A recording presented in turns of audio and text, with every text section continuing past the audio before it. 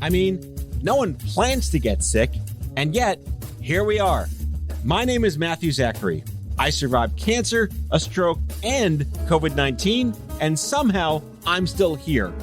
I also survived our stupid, broken healthcare system, and I want to help you survive it too. So let's go make healthcare suck less together. Because you know what? We're all out of patience. Hey, that's the name of the show. Alrighty, friends, welcome back to the show. Before we get started, if you haven't already, have a listen to The Cancer Mavericks, our groundbreaking new 8-part history series about the origins of cancer advocacy. Stories about the people rather than the disease. So search for The Cancer Mavericks wherever you listen to your podcasts. On the show today, I'm so thrilled to welcome again live here in studio, Alison Silberman, the CEO at Stupid Cancer, my old job, for real, and Shannon Wyant, fellow young adult cancer survivor and sitting member of the Stupid Cancer Board of Directors, also my old job. The best conversations are those without an agenda that just kind of manifest from the chemistry you get by actually seeing people live and in person. Eye contact matters. So prepare your Wayback machine and your magic 8-ball for a wikipedic throwback into how the sausage was and continues to be made. This is all for the largest young adult cancer support community in the world. You know what it is. Stupid Cancer all day, every day. This one is dedicated to Annie Goodman, Jason Mlot, Chad Whitman, Allie Powers, Emily Morrison, Erica Paul, and Lauren Scott. We miss you. We love you forever. Now let's get started.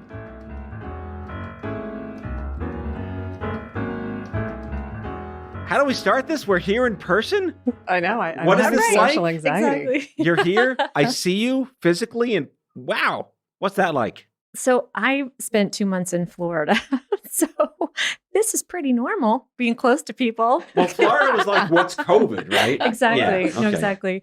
While I was there, most of the places that you would go to, like the grocery stores and certain businesses, would be really strict about the mask. But then you would have this contradiction where you're walking to the beach, where you have all the space between you and everyone else. And on the side of the road, there's a mass group of people who are convinced that a certain president that we recently did not reelect will become president again next month. Cool. And rally for that at That's the same right. As time. of this taping, that's right. We're taping in mid-July. He was going to be suddenly president again by August. Yes. And if not, I think the plan is 2024 and then 2028 for Ivanka. Okay. So much to look forward to. Yeah. So I can somehow see that the makes me direction this comfortable conversation's going. being in person with New Yorkers. Well, all right, so listeners, just before the show, we were discussing like who has the best immune system. So I had cancer twice, I had a stroke, and I had COVID. So I don't know, Shannon, you had cancer once, and thankfully. COVID. And COVID, yeah. After being vaccinated. Right. But Alison, are you scot-free? I can't top that. I mean, you got weird genes in your family stuff going on, I but mean, like yeah. you're clean right now, knock wood, right? I've just got like the weird Ashkenazi Jew stuff happening, but no, we are. Yeah. Dear Tay-Sachs Sorry, disease. guys. Yeah, exactly. What's crazy to me is that I was in Mexico when this was exploding, and while I'm in Mexico, I'm getting messages from my work saying that they're talking about working from home. You know, our research team, I work for a finance firm, was, on top of things and wanted us to be ahead of the game. And that freaked me out. And when I got home, the person I had gone to Mexico with, we came home early because he was getting a fever. And we thought it was sun exposure because we'd been out in the sun quite a bit. But something in my gut was like, we have to go home now. And the next day he was diagnosed with COVID.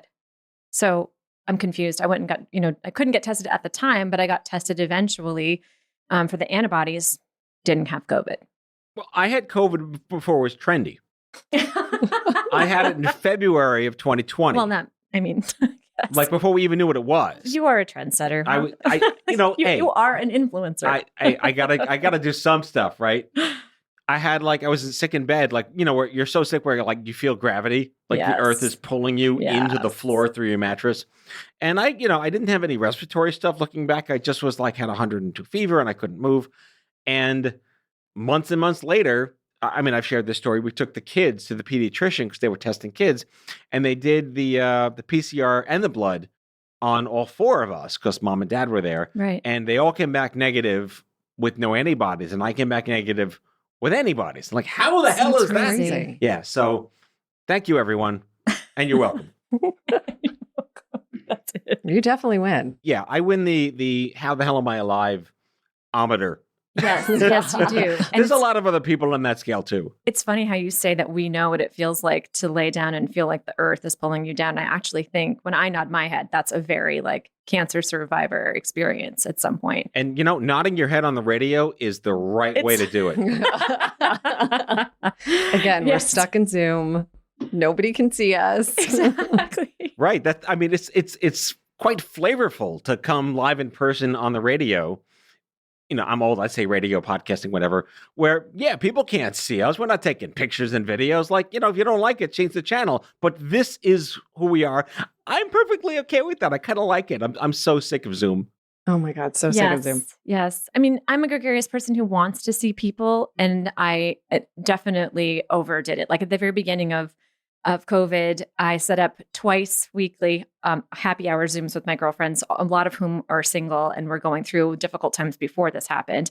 And we were on there on time with our wine for 2 and 3 hours at a time. And then slowly, as their work became, like everyone else's on Zoom, we slowly drifted down to one. And then finally, it would get to the point where I would get online and only one other person would be there. And it became a joke that we would just do it so that we weren't drinking alone. So like you could text somebody and say, I know we're not happy houring tonight, but I want to have a glass of wine. I don't want to do it alone. But now I'm worn out. It's totally worn out. I was reading an article. In fact, we discussed this on the Vax On episode, I think last week, how a lot of people, because of COVID, are finally having like their gestalt moment. Like these are people who were lucky enough to never had trauma in their life. And this is traumatic to an extent in the spectrum of trauma, right? And they're reevaluating their lives. Do I really want to work here? People are looking for different jobs. They don't want to be unemployed. They're desperately trying to like switch their jobs and find purpose. How do you feel about it? I mean, as cancer people, like, fine, I'm glad you found your special purpose. I'm sorry it took a global pandemic, but we're not comparing. I nearly died. Maybe you maybe almost thought about possibly dying. Not to downplay it, but thoughts, ideas. No, I get it. There's something about why is it? I mean, I'm thinking from the perspective of a new employer looking at someone having gaps potentially in their employment, which is a big issue for young adults in particular facing cancer, and trying to explain that, like, why did you go to school and not start working, or you started a job and you left it for a long time, and understanding that saying that you had cancer is a totally legitimate reason to have a gap in your employment. It seems like it's more legitimate to say it was COVID.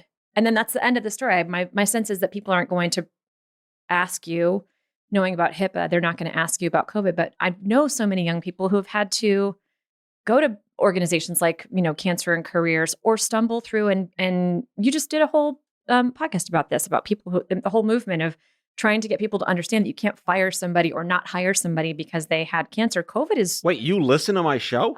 Can you imagine? Thank you, listener. There's a little plug. My listeners. Yeah, no, it's a really interesting history of people taking care of themselves, right? That's what this is all about. Yeah, the stigma of cancer definitely seems to be more egregious than COVID. Almost like there's a badge of honor that, I took this moment in life to move to the Hudson Valley and get a farm. Said me never. As opposed to like, I sat in a hospital room for 18 months and almost died from cancer, but I'm not going to tell anybody about that. I mean, in doing the documentary and doing the Cancer Mavericks documentary, it's been so revealing to learn about what it really was like in the 60s, 70s, and 80s. But this idea of cancer being contagious, right? Like that was the big deal. People thought I was magnetic and could pick things up. But today it's more like we're past that. I think most people understand cancer is not contagious, but it's still like, are you okay? What can I do? And another conversation that I know we talked about that was a Cancer Con was, how do you just deal with other people not understanding how to talk to you? Yeah, I actually have a lot of coworkers who come directly to me when they have a loved one or a friend or a family member that's diagnosed, and their first words are, what do I do? How do I show up? How can I talk to them about it? When do I become overbearing? And I mean, they know me well enough because I'm very open about my 25 years cancer free, but also trying to navigate that. I think I've made this joke with stupid cancer stories that I've felt like I was what not to do when you get cancer, including if someone talked to me in a way that was inappropriate or didn't understand, that I wouldn't necessarily be tactful or gracious or compassionate. But it's a tough topic. But what is it about cancer that makes you lose your humanity, or as the person that's trying to help? I mean, if somebody gets the flu, you're like, oh my God, I'm so sorry. Let me bring you some chicken soup. But somebody gets cancer, you're like, I don't know what to do with you. Yeah. I got the chemo in my truck. Exactly. Seriously. Well, it's funny that you say, I mean, and again, this is, on the last show about people thinking that cancer was contagious, because I heard about that study when I was diagnosed in 1995. Because I had Hodgkin's lymphoma, it was a blood cancer. To this day, cannot give blood or donate organs to save someone else's life, because there's still apparently a question mark. Maybe that question mark is dated and not real. But the stigma of cancer equaling death in any way, shape, or form, I think it's our relationship to death that actually keeps people from being able to have the conversation with people when they're in the thick of the illness itself. Even if there's a really good chance that they're going to be fine, or even if we don't know and they end up, whatever the outcome is, it's the relationship to death, I think, that stops people from showing up.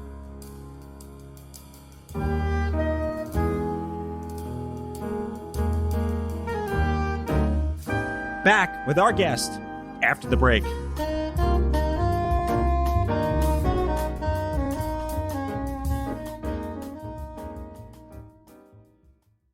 Has your chronic illness made it difficult to continue working in the traditional way?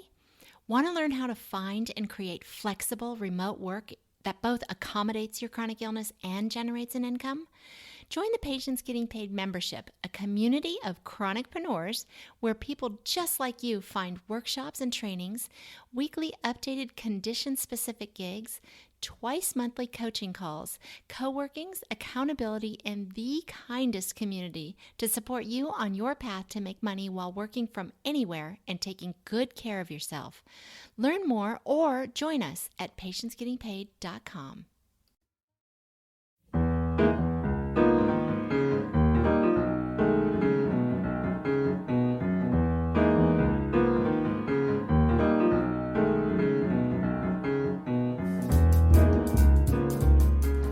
So I want to talk about this idea, the jargon and the acronyms. I just make fun of jargon and acronyms all the time. Precision medicine, immunotherapy, targeted medicine. So this idea that your DNA now defines your outcome and not your geography of your cancer. Is it easier than ever to not die from cancer? Is it fair to say that? Take the young adult misdiagnosis route out for a second. Mm-hmm. There are so many diagnostics and precision stage 3, phase 3 immunotherapy, where if you don't get standard of care and you get this thing, you're probably going to be fine. More than ever, going back to Mavericks, you kind of just died. Shannon and I got lucky in the 90s. Clinton cancer, right? We got lucky in the 90s. But today, people that get sick are likelier to be able to access something that's targeted to their genes and likely not die way less. I think it's easier to identify it because of all of the biomarkers and precision medicine and blah, blah, blah, all those words. But I don't know that has changed, especially for AYAs, how it's treated. And I think so much of AYAs is not just the cancer, but it's all the other shit around it. Yep. Mm-hmm.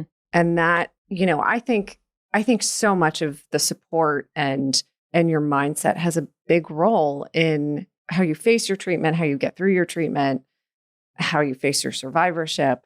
It's all so interconnected. And it's an interesting point. But I also think it makes us look at cancer. I mean, we know that cancer is not one disease, right? It's thousands of different diseases. But it breaks it down to such a minute scale that we now are looking at all of these different diseases and trying to attack all of these different diseases under the same umbrella of cancer. And it's not. It's thousands of different things. Right. The days of cancer geography, like I said before, are over. So help me unpack this then. So we know that most people that get sick are over 65 years old. They're on, Medicare or Medicaid Part D, whatever it is. And they're likely to go to a comprehensive cancer center, ideally, if they're not in the center, or these oral parodies, let you get your treatments in the middle of nowhere. But AYA, are we still just as fucked as we used to be? Or have you noticed any, I mean, I have my opinions, but where are you on the, have we made progress in AYA? I mean, I think, yes. And I'm going to bring out my Canadian self. I think the progress is there. Progress. My experience volunteering with and serving on the board of Stupid Cancer, hosting digital meetups and hearing stories firsthand, I just feel like there's a lot of shit in the way. I mean, I'll speak for myself. If I was younger and got cancer right now, I have a tough time Googling a restaurant that I want to go to. And I know that sounds ridiculous. And I'm sure there's people my age in this day and age who definitely know how to do that better than I do. But I was just saying this to someone else about, mental health and how do you find a therapist and how do you find a psychiatrist?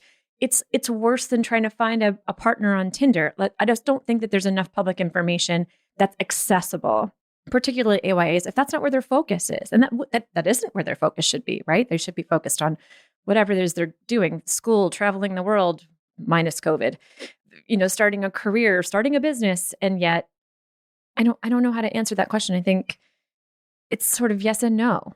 And it's about community. Again, like if you can find a community, well, you're not going to look for the community before you get sick, right? Right. No one says, I can't wait to go on Keytruda. Right, exactly. One day I will be on Keytruda. Exactly. Life goals. One of my personal agendas before I leave the planet is to create some kind of, and Alison and I haven't talked about this yet, and I might have mentioned it a little bit to you, that I would love to see more stories and even more mainstream documentaries of young adults who have been diagnosed with cancer, not so much just to bring it about as awareness in terms of like how the medical industry has to put its attention on it, but for your fellow classmates to know that it exists. For when you are in school and you feel a lump, you don't think, I'm 19, I'm just going to finish this semester and then figure it out later. There's still a lot of young people who aren't getting the normal annual tests that we should be getting to begin with, because we're more focused on, especially at that age or those ages, like we're worried about STDs, not about cancer. And so many stories come out of accidents, Well, my brother-in-law was diagnosed with Ewing sarcoma because he fell on a skateboard at 15 years old. They would have never known he had that unless he went to the orthopedist. My brother also had Ewing sarcoma and was diagnosed at stage 4 because he saw everybody else, because they thought, what 24-year-old gets cancer, even though Ewing sarcoma is a pediatric cancer. But, he was like, ow, my leg hurts. And they were like, oh, well, maybe you pulled a muscle. But, I think I think the science shows us that you're fucked. Right. I think there's so much more organizations and people like Stupid Cancer and like you guys who are talking about it. And like, yeah, you're not planning. Nobody plans to get cancer. But And I hate that term, raising awareness, because it feels so empty. But we know that 70% of employees are in the AYA age range, or Gen Z or millennials. Right. So this is something that we should all care about, even if you don't care about cancer. I think I agree with that. And also, to go and use a term that Matt's used and a term that we just recently used at Digital Cancer Con, is this AYA alum category. And there's a lot of those AYA alums who are not just looking for community, but also use their voice more of us are being more vulnerable, I think, as we realize, especially I think COVID probably helped with this, that we don't want to necessarily just show shiny, happy people on Instagram and other social media contents. Is that the right word? Yeah. You heard it here. They're showing words. I'm making up words. No, seriously, like I'm thinking about, I hashtag Stupid Cancer into my running photos that have nothing to do with fundraising or anything like that, so that there is an opportunity to create the knowledge that it exists in the world, and that, if something's going on with you, you should check it out. Do you remember when I self-servingly invented the AYA Alumni Society in 2014 when I turned 40? I didn't meet you until like 2016. I think. Really? Okay. Yeah, all right. Well, in 2014 is the year that I finally got involved in the AYA space, but I didn't know about you yet. Yeah. Kenny and Allie Ward and I just decided, because I'm turning 40, then everyone else mattered. Like Allie. So Allie and I were like joking, like, all right, I'm going to grandfather you in, because she was out many, many years before I was. And at OMG in Vegas at the time, which was the name before CancerCon, I just invented the Stupid Cancer Alumni Society and said, you're all welcome to the club if you're older than me. It was really, really fun. But you're absolutely right. Like, what can we do as alum? Yeah. And are we still relevant to the 21-year-old that gets sick in 2021 versus us being like geezers to them when we had cords and no internet during Clinton cancer? Yeah, I really hope so. I mean, I've said this to Alison, I've said this to you. There's so many times that I've gone to CancerCon and felt like, oh, I'm just here to volunteer and create space and be of service, and realized every time that I took away something that is continuing to support me as a survivor. I mean, you convinced me very last minute to come to CancerCon when I was caring for a partner who was ill. And it was the first time ever that we had a breakout session of what does it mean to be a young adult who has or had cancer, who turned into a caregiver. That was life-changing for me.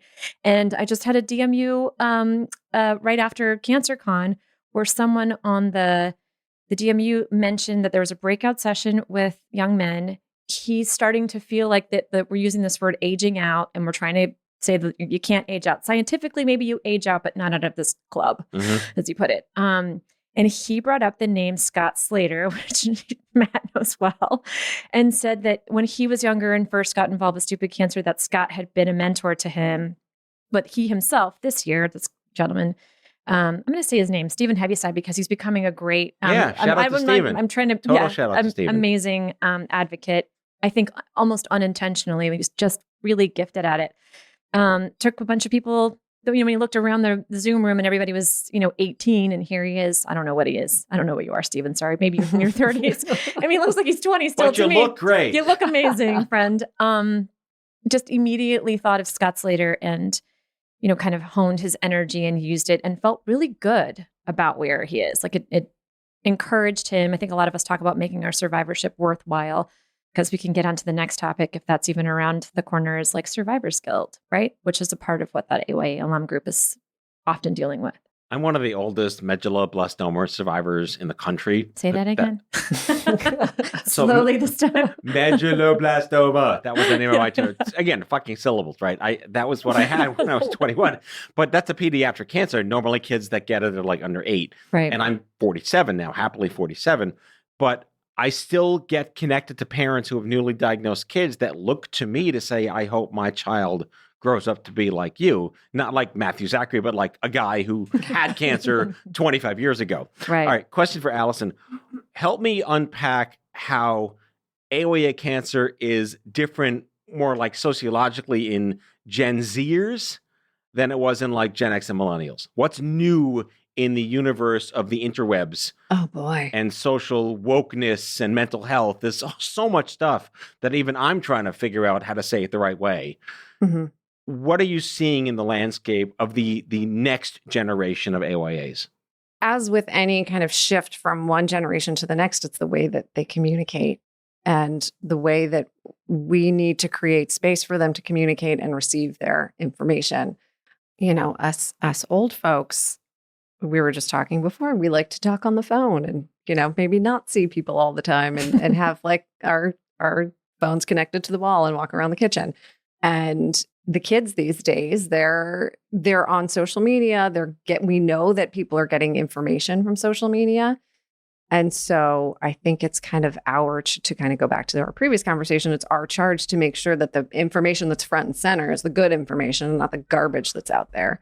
But I think there's also this feeling that in the Gen Z community that they're kind of in this lost space, right? Millennials are a huge part of the population, and the population in general, not just the AYA population, but the Gen Zers they're younger, they're a smaller population, and they're in that stage in your development where everything is you're just like, what the fuck? Like I'm a teenager and I'm figuring it out and I don't know how to figure it out. And now I have cancer. And so I think, it's very much a different way of absorbing information and understanding. And so I think that's, something that we all need to be cognizant of, that other folks in the community need to be cognizant of. And, as that kind of progresses into the, whoever comes, I don't know what generation is after Gen Z. Does it start over? Right. Gen A. Let's just make that up. Okay. We're going back to A. Or double A, like in the theater, it goes to double A. Yeah. When they age into that, adolescent space, then it's going to be a whole other conversation, and the Gen Zers will shepherd them into it. But I think it's really about how information is absorbed and shared.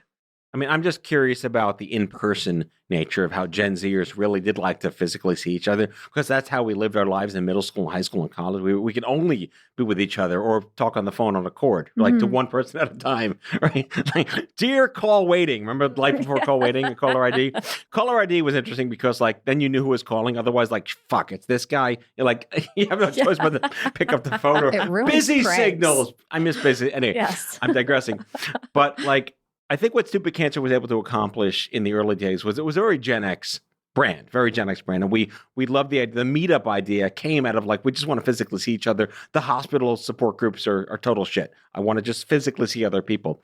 But now, I mean, the pandemic notwithstanding, I have friends who have teenage kids that text each other from the next room. Like, is there a real desire to physically see each other and talk? Have we lost the capacity to talk to each other in these generations? And would the prospect of a CancerCon in real life, ideally, obviously hybrid is going to make total sense. I'm seeing that working really well across the board economically. But is there a desire of the next generation to actually still want to physically be in person, or do they just want to be virtual on their phones?